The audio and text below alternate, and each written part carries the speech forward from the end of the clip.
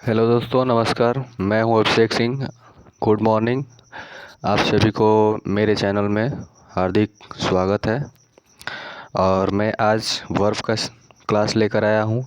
कल बोला भी था कि मैं कल वर्ब का क्लास लेकर आऊंगा, क्योंकि वर्ब का बहुत ही मोस्ट इम्पोर्टेंट इंग्लिश ग्रामर में रोल रहता है। और वर्ब को हम जब तक समझेंगे नहीं तब तक हर जगह आतंक मचाएगा ये वर्ब। तो थोड़ा अच्छे से आज वर्ब के बारे में समझते हैं कि वर्ब है क्या। ठीक है।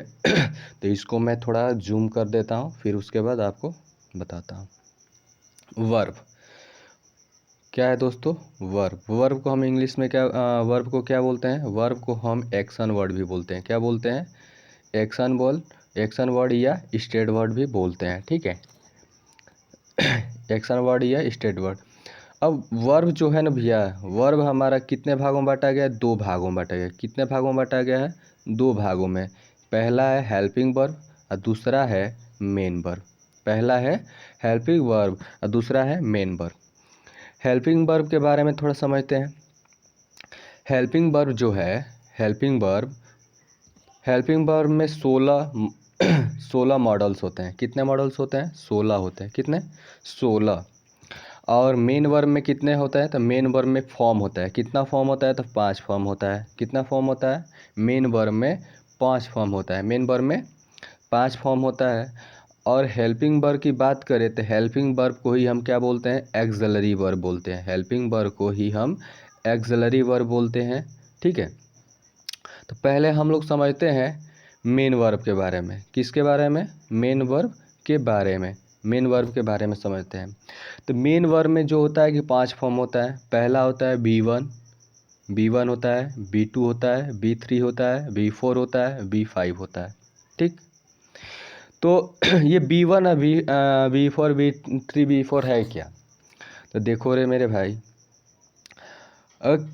मेन वर्ब में गो अगर फर्स्ट फॉर्म में है तो क्या हो जाएगा? गो होगा। वहीं सेकेंड फॉर्म में गो रहेगा तो क्या हो जाएगा? गो से बन जाएगा वेंट। वहीं गो अगर थर्ड फॉर्म में रहेगा तो क्या बन जाएगा? गॉन बन जाएगा। अगर यही गो फोर्थ फॉर्म में रहेगा तो क्या बनेगा? गोइंग बनेगा।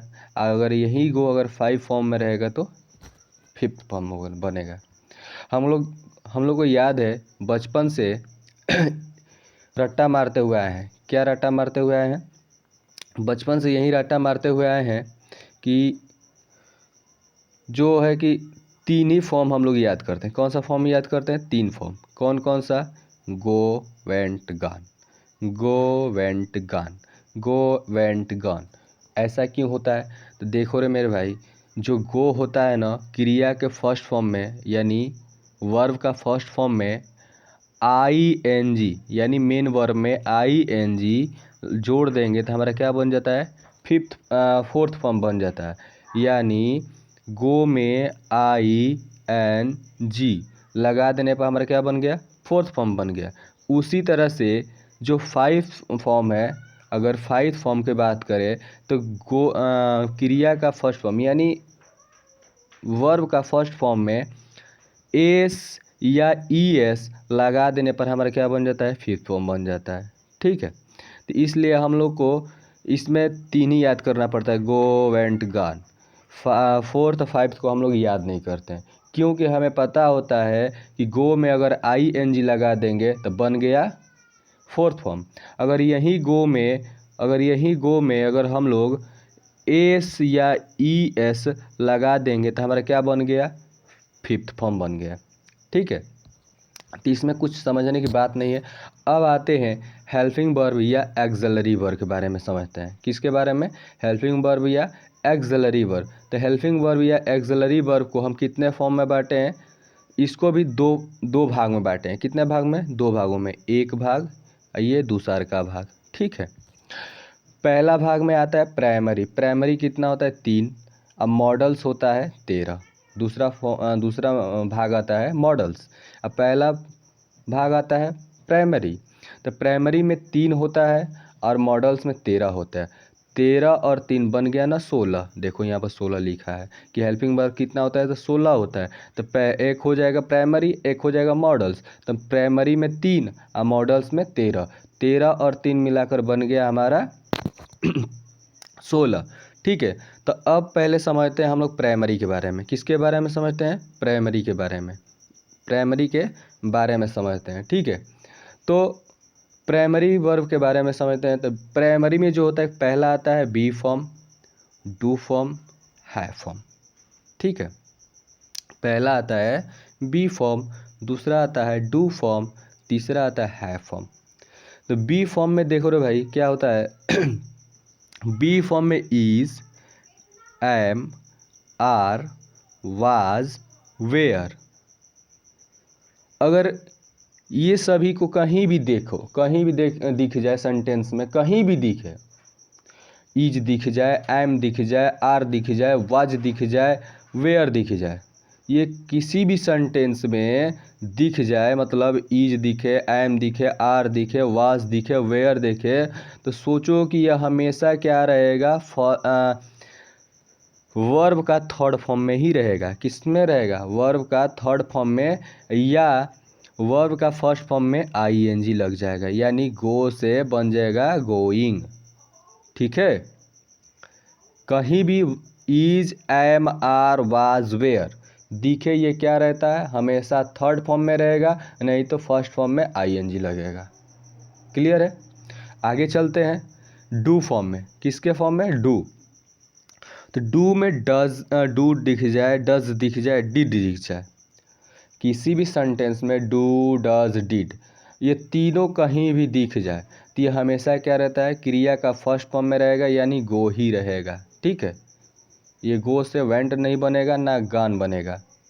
ठीक है, आगे देखते हैं हैव फॉर्म। हैव फॉर्म में have, has, had, have, has, had, ये सेंटेंस में कहीं भी दिख जाए रे मेरे भाई। हैव, हैज सेंटेंस में कहीं भी दिख जाए, कहीं भी आ जाए, तो सोचो कि ये क्या रहेगा? क्रिया का थर्ड फॉर्म में ही रहेगा। किस फॉर्म में रहेगा? क्रिया का थर्ड फॉर्म में ही रहेगा। ठीक है, क्रिया का थर्ड फॉर्म यानी गॉन रहेगा। ठीक है, ये हमारा क्या है? प्राइमरी है। प्राइमरी में फिर से एक बार समझा देते हैं कि प्राइमरी कितना होता है? 3 होता है। मॉडल्स कितना होता है? 13।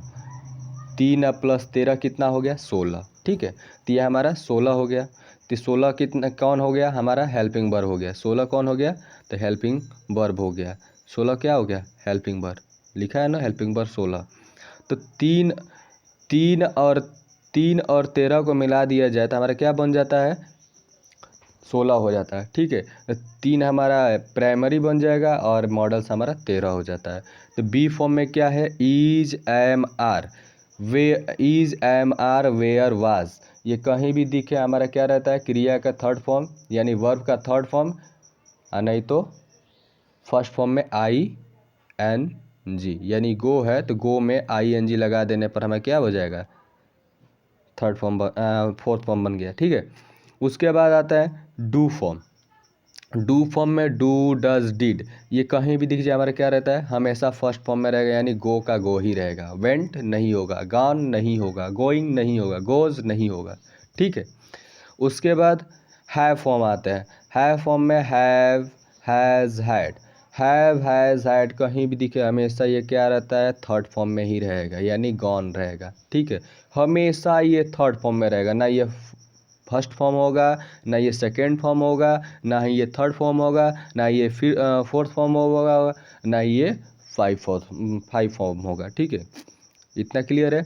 उसके बाद आते हैं अब मॉडल्स के बारे में। किसके बारे में आते हैं? मॉडल्स के बारे में आते हैं। तो मॉडल्स के बारे में थोड़ा इसको ऐसे कर दें। ठीक है, मॉडल्स थोड़ा जूम कर दें।